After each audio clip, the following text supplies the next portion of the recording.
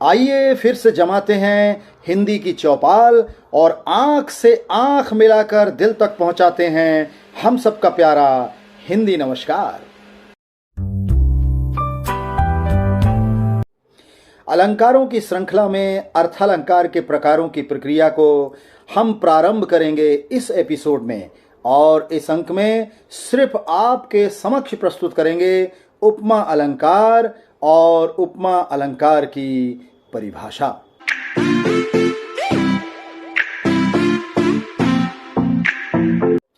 उपमा अलंकार की सबसे पहले परिभाषा देखते हैं। जहां दो वस्तुओं में अंतर रहते हुए भी, फिर से एक बार कह रहा हूं, जहां दो वस्तुओं में अंतर रहते हुए भी आकृति एवं गुण की समानता दिखाई दे तो वहां उपमा अलंकार होता है।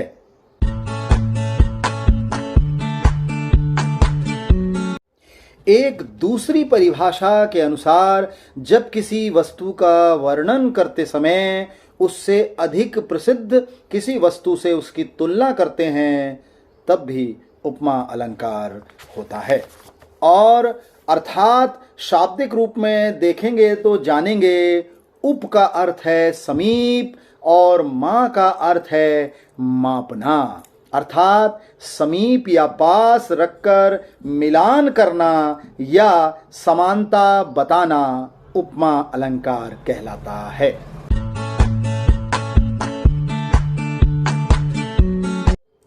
एक अलग और अनूठी परिभाषा के अनुसार समान नजर के आधार पर जिस एक वस्तु की समानता या तुलना या बराबरी किसी दूसरी वस्तु से करना ही उपमा अलंकार कहलाता है।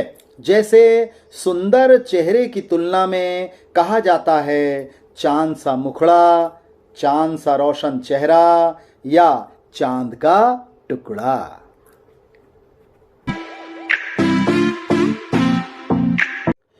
उपमा अलंकार के कुछ अंग हैं या कहें कुछ तत्व हैं, कुछ अवयव हैं जिनके नाम इस प्रकार हैं। पहला उपमेय, दूसरा उपमान, तीसरा साधारण धर्म, चौथा वाचक शब्द। अब इनकी थोड़ी थोड़ी परिभाषाएं आपके समक्ष स्पष्ट कर रहे हैं।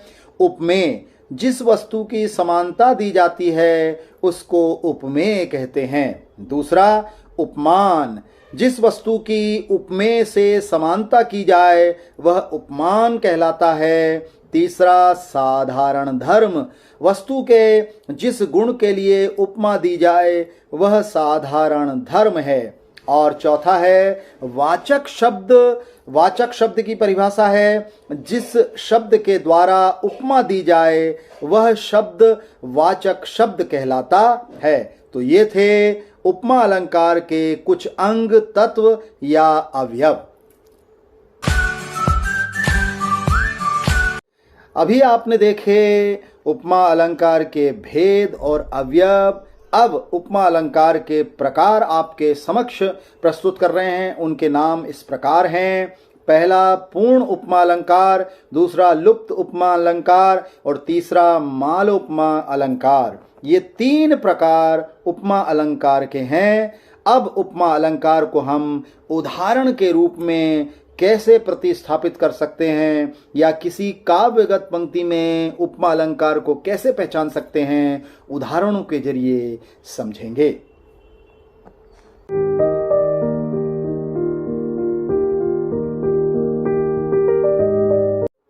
उपमा अलंकार के उदाहरण इस प्रकार हैं। पहला, सागर सा गंभीर हृदय हो, गिरि सा ऊंचा हो जिसका मन।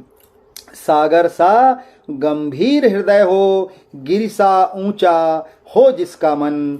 इसमें सागर तथा गिरि उपमान के रूप में है, मन और हृदय उपमेय के रूप में है तथा गंभीर और ऊंचा ये साधारण धर्म के रूप में है और सा वाचक शब्द के रूप में है। इससे आप उपमा अलंकार के पहले उदाहरण से आप समझ सकते हैं कि उपमा अलंकार के अंग भी जिस काव्य पंक्ति में चारों के चारों प्रतिस्थापित होते हैं वहीं उपमा अलंकार होता है।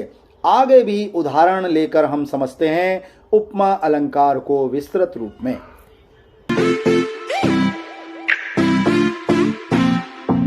उपमा अलंकार के दूसरे उदाहरणों के जरिए भी हम समझते हैं कि इन काव्यगत पंक्तियों में उपमा अलंकार कैसा है, कहाँ है।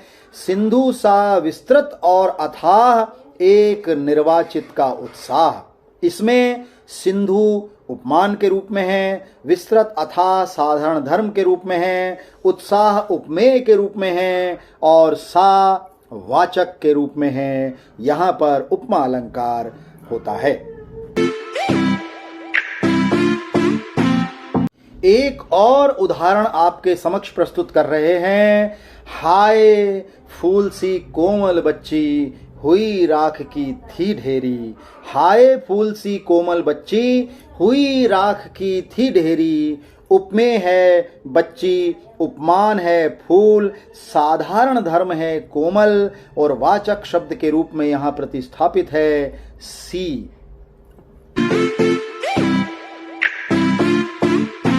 एक और उदाहरण के जरिए हम अच्छे से उपमा अलंकार को समझते हैं और हमारे दर्शक, हमारे देखने वाले, हमारे सुनने वाले श्रोता, हमारे विद्यार्थी और ऑल ऑफ यू क्लासेस के विद्यार्थी, हम जानते हैं हमारे वीडियो को अच्छे से वो देखते हैं। तो आखिरी उदाहरण के जरिए हम उपमा अलंकार को और उल्लेखित करेंगे।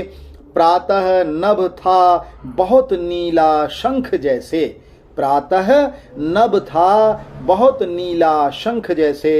प्रातः नभ उपमेय के रूप में है, शंख उपमान के रूप में है, नीला साधारण धर्म के रूप में है और जैसे वाचक शब्द के रूप में है। तो साथियों, ये उपमा अलंकार का विस्तृत एपिसोड था जिसमें हमने उपमा अलंकार की परिभाषा, उपमा अलंकार के अंग, उपमा अलंकार के प्रकार और उपमा अलंकार के जो तत्व हैं वो कहाँ कहाँ कैसे कैसे किस रूप में किस काव्यगत पंक्ति में विद्यमान होते हैं। तो उपमा अलंकार को आप पहचान सकते हैं। इस आधार पर यह एपिसोड बहुत बहुउपयोगी है। अर्था अलंकार का प्रथम प्रकार उपमा अलंकार इसमें पूर्णतः उल्लेखित किया है। उम्मीद है आपको ये एपिसोड बहुत पसंद आएगा और पसंद आ रहा है और आप हमारे सब्सक्राइबर के रूप में बढ़ रहे हैं। तो हमारे सब्सक्राइबर के बढ़ाने की गति को और बढ़ाइए, लाइक्स करिए, कमेंट्स करिए और हमें सजेशन दीजिए। अलंकारों की इस दुनियादारी की श्रृंखला में हम आपके समक्ष आपकी मोबाइल खिड़की पर आपके हिंदी का ज्ञान वर्धन करने के लिए आते रहेंगे। अंत में एक बात और कहना चाहता हूं कि दुनिया में और जंगल में जो सीधा होता है सबसे पहले उसे ही काटा जाता है। मैं ये नहीं कहता कि आप भी किसी गलत रास्ते पर चलें, लेकिन मैं ये कहना चाहता हूँ एक शिक्षक होने के नाते, एक शिक्षाविद होने के नाते कि आप ज्ञानवान बने और ज्ञानवान बनने के साथ आपको कोई शून्य नहीं कर सकता, आपको कोई निगलेक्ट या आपको कोई इधर उधर नहीं कर सकता। आपकी बात हर व्यक्ति सुनेगा, आपकी विद्वता का लोहा हर व्यक्ति मानेगा। इसलिए ज्ञानवान बनिए। और मैंने बहुत पहले अपनी एक छोटी सी कविता में कहा था, पहली के पहलवान, दूसरी के दूध भात, तीसरी के तीर कमान, चौथी के चतुर, पांचवी के पड़ाखू, छठवीं के छबीले, सातवीं के सयाने, आठवीं के अलबेले, नवीं के नाहर, 10वीं के धाकड़, 11वीं के ज्ञानवान, 12वीं के बादशाह, गए कॉलेज में बन गए शहंशाह। और अब हम कहेंगे आप सबको प्यार भरा हमारा हिंदी नमस्कार।